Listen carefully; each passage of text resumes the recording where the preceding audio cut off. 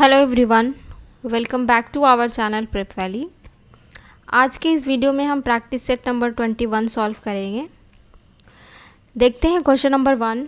Whose reign in Indian history is called the golden age of India. तो भारतीय इतिहास के किसके शासनकाल को भारत का स्वर्ण युग कहा जाता है? मुगल एम्पायर, मराठा एम्पायर, गुप्त एम्पायर या फिर मौर्य एम्पायर। तो इसका सही आंसर क्या हो जाएगा? Option number C, Gupta empire. Question number 2, Aryabhata and Kalidasa were in the court of which Gupta empire. तो आर्यभट्ट और कालिदास किस गुप्त सम्राट के दरबार में थे? कुमारगुप्त 1, चंद्रगुप्त, समुद्रगुप्त या फिर सकंदगुप्त। तो इसका सही आंसर क्या हो जाएगा? Option number B, Chandragupta 2। क्वेश्चन नंबर 3, Ghatotkacha who rule in the years 290 to 305 BC was a king from which dynasty. तो घटोत्कच किस वंश का राजा था? गुप्त डायनेस्टी, कार्म डायनेस्टी, शुंग डायनेस्टी या फिर मौर्य डायनेस्टी। तो इसका सही आंसर क्या हो जाएगा? ऑप्शन नंबर ए, गुप्त dynasty. Question number 4, who among the following was a गुप्त रूलर। तो निम्नलिखित में से कौन गुप्त शासक था? वीमाकटफिसिस, कनिष्क, धनानंद या फिर विक्रमादित्य। तो इसका सही आंसर क्या हो जाएगा? Option number D, Vikramaditya. Question number 5, the last recognised king of the Gupta dynasty was. तो गुप्त वंश का अंतिम मान्य राजा कौन था? समुद्रगुप्त, विष्णुगुप्त, अशोक या फिर बिंबिसार। तो इसका सही आंसर क्या हो जाएगा? Option number B, Vishnugupta. Question number 6, the Gupta rulers imposed a fine called which was a plough tax paid by every cultivators owing a plough। तो गुप्त शासकों ने नामक कर लगाया था जो हल रखने वाले प्रत्येक कृषक द्वारा दिया जाने वाला कर था। कर, हलीव कर, हिरण्य या फिर शुल्क। तो इसका सही आंसर क्या हो जाएगा? ऑप्शन नंबर डी, शुल्क। Question number 7, when did the Chinese traveller Sung Yun come to India. तो चीनी यात्री शुंग यून भारत कब आया था? 510 AD, 518 AD, 525 AD या 528 AD। तो इसका सही आंसर क्या हो जाएगा? Option number B, 518 AD। Question number 8, the Chinese pilgrim who visited India in the early 6th century was. तो 6वीं शताब्दी के प्रारंभ में भारत आने वाला चीनी यात्री कौन था? हुएनचांग, फाइहान, शुंगयुंग या फिर इत्सिंग। तो इसका सही आंसर क्या हो जाएगा? Option number C. Question number 9, name the state which Chandragupta one got in dowry from the Licchavis. तो उस राज्य का नाम बताइए जो चंद्रगुप्त प्रथम को लिच्छवियों से दहेज में मिला था। पाटलिपुत्र, प्रयाग, साकेत या फिर उज्जैन। तो इसका सही आंसर क्या हो जाएगा? Option number B. Question number 10, which Chinese traveller visited India during the reign of Harshavardhana. तो हर्षवर्धन के शासनकाल में भारत आने वाला चीनी यात्री कौन था? इत्सिंग, इब्न बतूता, फाइहान या फिर हैंसांग। तो इसका सही आंसर क्या हो जाएगा? Option number D. Question number 11, Amuktamalyada one of the works of Krishnadeva Raya was written in. तो अमुक्तमाल्यदा जो कृष्णदेव राय की रचना है किस भाषा में लिखी गई थी? तेलुगु, तमिल, कन्नड़ या फिर संस्कृत। तो इसका सही आंसर क्या हो जाएगा? Option number A, Telugu. Question number 12, the famous traveller Duarte Barbosa was from. तो प्रसिद्ध यात्री ड्यूआर्टे बारबोसा किस देश से था? स्पेन, पुर्तगाल, फ्रांस या फिर इजिप्ट। तो इसका सही आंसर क्या हो जाएगा? Option number B. Question number 13, which of the following is the best example of Vijayanagara art. तो विजयनगर कला का सबसे अच्छा उदाहरण निम्न में से कौन है? अजंता, हम्पी, पुरी या फिर सांची। तो इसका सही आंसर क्या हो जाएगा? Option number B, Hampi. Question number 14, which dynasty was ruling in Vijayanagara empire at the time of the battle of Talikota. तो तालीकोट के युद्ध के समय विजयनगर साम्राज्य पर किस वंश का शासन था? संगम, अनिरुद्ध, तुलुव या फिर सालुव। तो इसका सही आंसर क्या हो जाएगा? Option number C, Tuluva. Question number 15, the city of Vijayanagara is also known as. तो विजयनगर को किस नाम से भी जाना जाता है?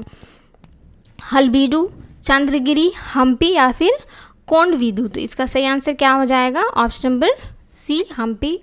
Question number 16, which battle lead to the downfall of the Vijayanagara empire. तो विजयनगर साम्राज्य के पतन का कारण कौन सा युद्ध बना? Battle of Takkolam, battle of Talikota, battle of Khanwa या फिर बैटल ऑफ पानीपत। तो इसका सही आंसर क्या हो जाएगा? Option number B. Question number 17, the group of monuments at Hampi is an important centre. तो हम्पी में समाकारों का समूह एक महत्वपूर्ण केंद्र है। इस्लाम, हिंदू, सिख या फिर क्रिश्चियन। तो इसका सही आंसर क्या हो जाएगा? Option number B. Question number 18, group of monuments and Hampi is in. तो हम्पी में स्मारकों का समूह किस राज्य में है? कर्नाटक, मध्य प्रदेश, महाराष्ट्र या फिर राजस्थान। तो इसका सही आंसर क्या हो जाएगा? Option number A, Karnataka. Question number 19, Chandragiri fort is a historical fort built in the 11th century, it is located in. तो चंद्रगिरी किला एक ऐतिहासिक किला है जो 11वीं सदी में बनाया गया था।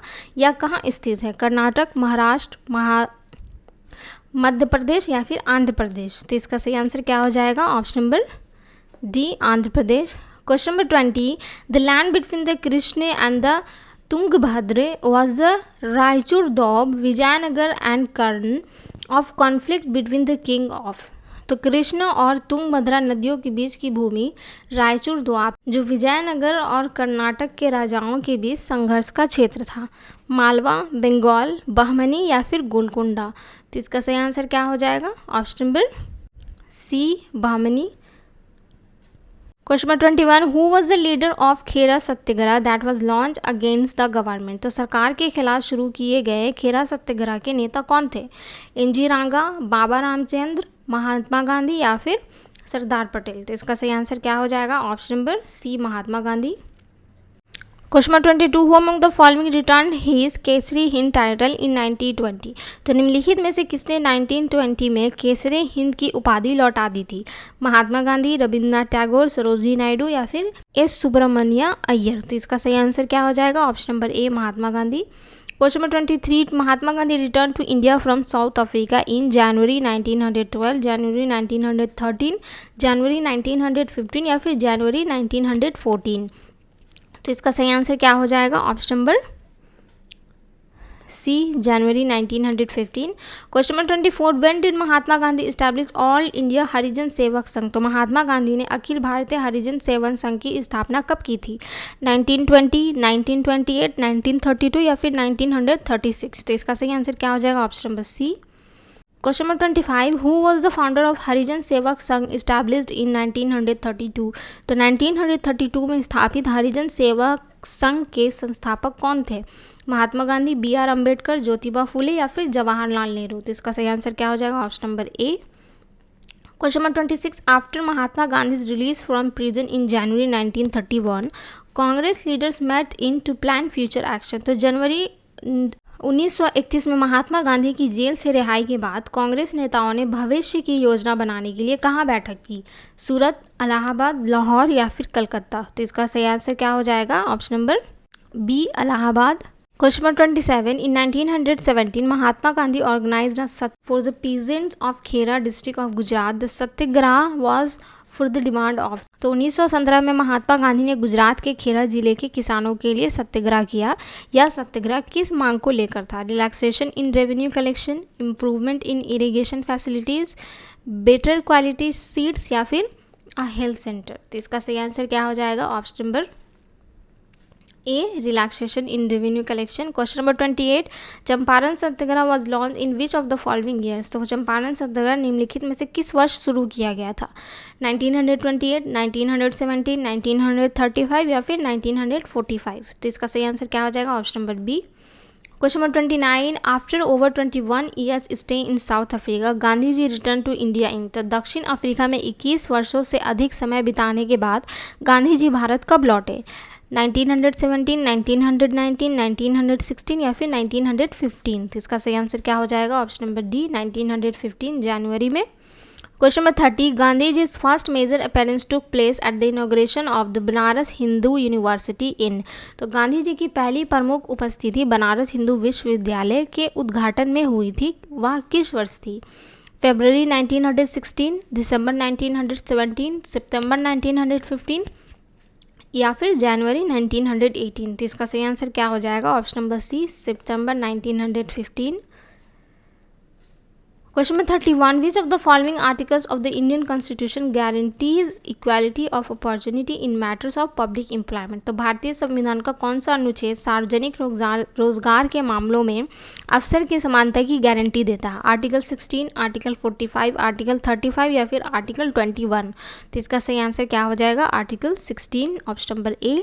Question number 32 according to which article of the Indian constitution population census is a union subject. तो भारतीय संविधान के किस अनुच्छेद के अनुसार जनगणना एक संघ का विषय है? आर्टिकल 154, आर्टिकल 246, आर्टिकल 79 या फिर article 280।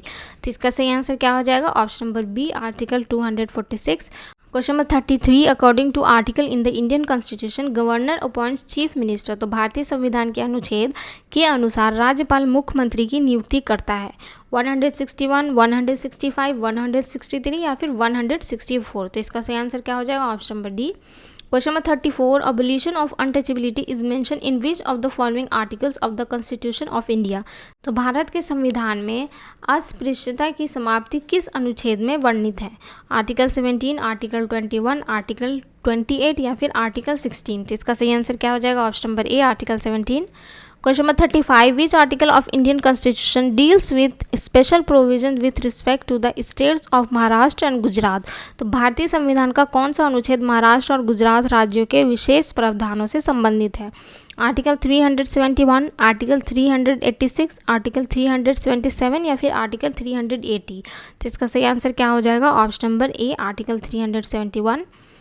Question number 36 article 371A deals with special provisions in relation to which of the following states. तो अनुच्छेद 371A निम्नलिखित में से किस राज्य से संबंधित विशेष प्रावधानों से संबंधित है? आसाम, मणिपुर, नागालैंड या फिर सिक्किम। तो इसका सही आंसर क्या हो जाएगा? Option number C. Question number 37 article 323 of the constitution deals with. तो भारतीय संविधान का अनुच्छेद 323 किससे संबंधित है? Functions of public service commission, reports of public service commissions, power to expand the functions of public service commissions या फिर expenses of public service commissions. तो इसका सही आंसर क्या हो जाएगा? Option number C. Question number 38 originally the Indian constitution had articles. तो मूल रूप से भारतीय संविधान में अनुच्छेद थे 395, 375, 385 या फिर 365। तो इसका सही आंसर क्या हो जाएगा? Option number A. Question number 39 as per article 172 clause 2 of a state shall not be subject to dissolution. तो अनुच्छेद 172 क्लॉज 2 के अनुसार राज्य की भंग नहीं की जा सकती है लोकसभा, राज्यसभा, लेजिस्लेटिव असेंबली या फिर असेंबली। तो इसका सही आंसर क्या हो जाएगा? Option number C, legislative council. Question number 40 which article of the Indian constitution states that India that is Bharat shall be union of states.